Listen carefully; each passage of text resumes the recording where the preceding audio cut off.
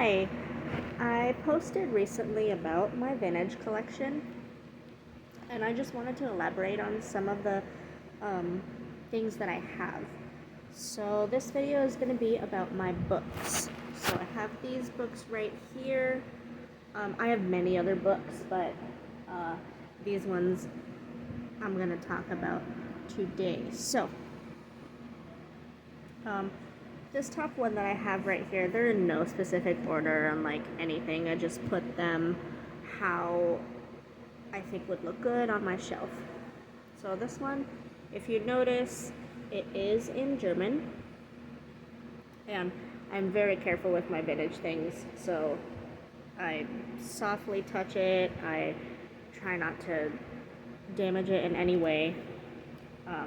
If you see online and on TikToks and history.com and stuff like that, people tend to touch old books with gloves, and that has been proven to do damage to books if you touch them with gloves. I forgot why, but I will let you guys know if I remember why it does more damage. But it does more damage, I'm thinking, because it's a glove. You want to be able to touch it with your hands and just experience it. And I don't know how it does damage, but I know that vintage things, for me, I love to touch them and just experience it and just close my eyes, just have it in my hands and just think, like, where could this have been?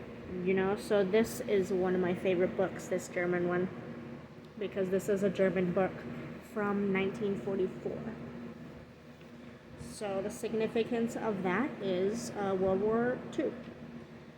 The Germans were in war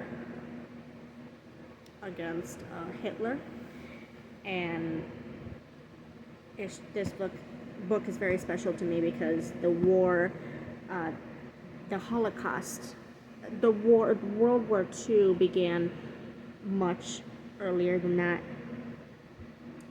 But the Holocaust, where Hitler came to round up all the Jews, and more than the Jews, it was Hungarians, it was Polish, it was Gypsies, Russians, all the Jews, and that started between 1944 to 1945 is when it ended. And this book was published and printed in 1944, and that's the significance. This is why it's my favorite book, and I just love to just think, like, where could this book have been before it is here? So this is one of my favorite books. The next one is a Russian book. I'm assuming it does look like Russian to me, but it could be like Romanian or anything like that. But let's see, I forgot which year this one was made. 1971. So this is not as old as the other one, as the first book. And 1971, I don't think Russia has any history, any like important history around that date. But I think this is meant as a children's poem book. Yeah, there's just a bunch of short stories, short poems in there. I just love to I would love to know Russian so I can read some of these. Now, the next one is American Humor. This one's fun. This one says 10 cents. So this actually was more than 10 cents when I bought it, so this wasn't put on in the store that I bought it from. This was an old price stamp. So it was 10 cents in, let me see the year for this one. I believe it was the 1945. I believe. Yeah. So this one has a little wear and tear in it because it has a little tear in the page, but I promise I did not do that. But This is, I think, a joke book. It tells a bunch of um, little short jokes in there, and it says there's writings from Benjamin Franklin, John Phoenix, Mark Twain, Josh Billinas, Bill Nye, and the other words are kind of cut off because they printed it wrong a little bit. So what did I say? 1945. Yeah, 1945. So this is an American book from 1945. This one is really interesting. This one has a little wear and tear. What does it say? The Elson Reader, Book 6, and you can't really see it that much, but if you go in closer, there's a little man right here with a little horse riding a chariot. So let's see what year this book was made in. Copyright 1920. So I believe this is the oldest book I have, 1920, but this is really, really interesting to me of how old it is, and you can see the bindings. The old bindings that they usually use was fabric that helped keep the book together in the 1920s, and the book is very soft to the touch. Something fell and it scared me. Oh, these books were holding some papers behind it, so that fell. Very soft to the touch because this book, the cover is made from fabric.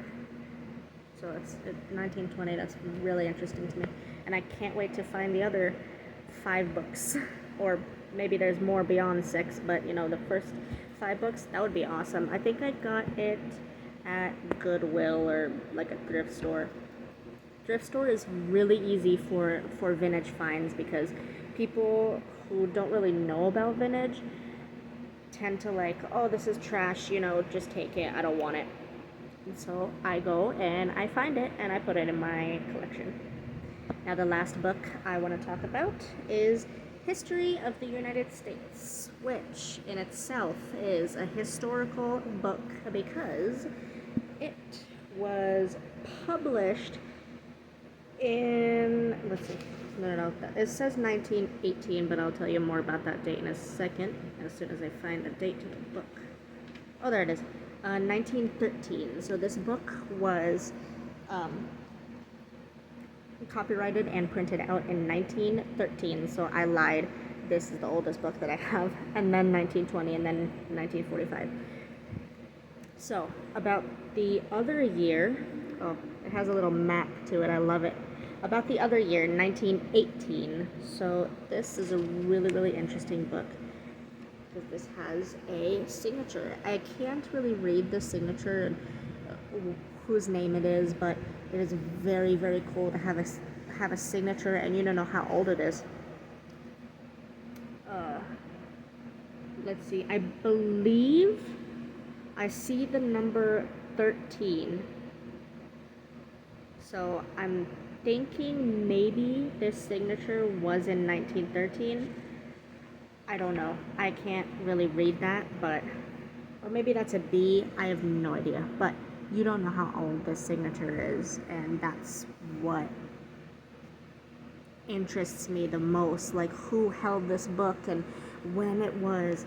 So this is the number that I was talking about. I think that's a 13, or maybe it's a B. I have no idea. But I tried to read it, I tried to understand it.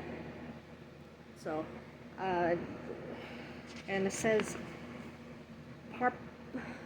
property of Board of Education, and I think it says a very small faded out New York, because I can see the word York right here, and it says 1918. So this stamp was stamped in a school, a Board of Education, in 1918.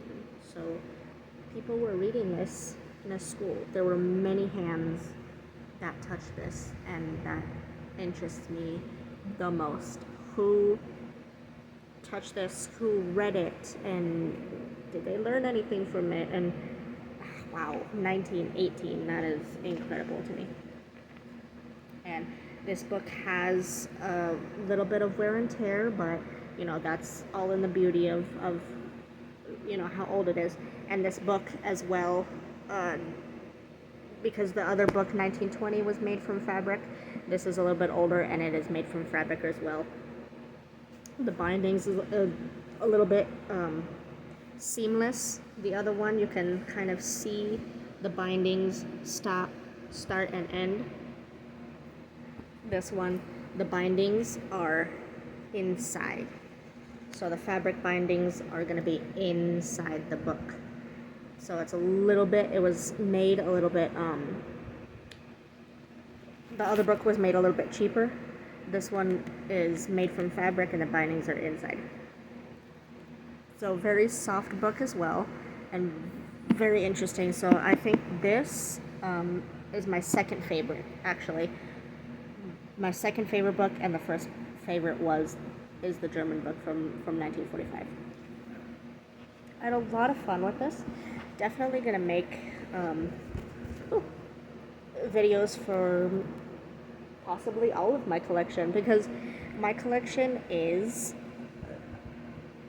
ranging from old to new. So some of my collections, like the little toy cars that you see, are from nowadays, but they look like they're old. Like the pink little convertible, if you saw that in the photo, that is made nowadays, but it's made to look like a 1960s, 1950s car. So some of them, some things that I own in my vintage collection is new, but made to look old. But I do have a lot of old things, because that's what I strive to collect more.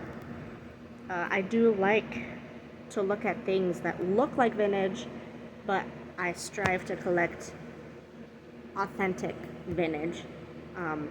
But you know, if you know anything about vintage and old things, you'll know that it is expensive. You know, most of them. But you'll be lucky sometimes, like I said, at the thrift stores, you'll find good finds. Like most of these books came from thrift stores. I think the last book, the 1918 School of Education book, I got that from Goodwill as well. I got, let's see, I have, if you saw the 1970s fabric instructions, you know, you'll get like this pouch of instructions on how to cut your fabric in order to make your dress or outfit look like that in the picture. I have a 1970, I think 1974, and that I found at a thrift store as well. So you'll get lucky sometimes, and then sometimes I'll just scroll on eBay or not Amazon, but like eBay and Etsy, and I'll scroll and be like, I'll find interesting things, and it's cheap. Like, people just want to get rid of it, you know, and make some money off of it.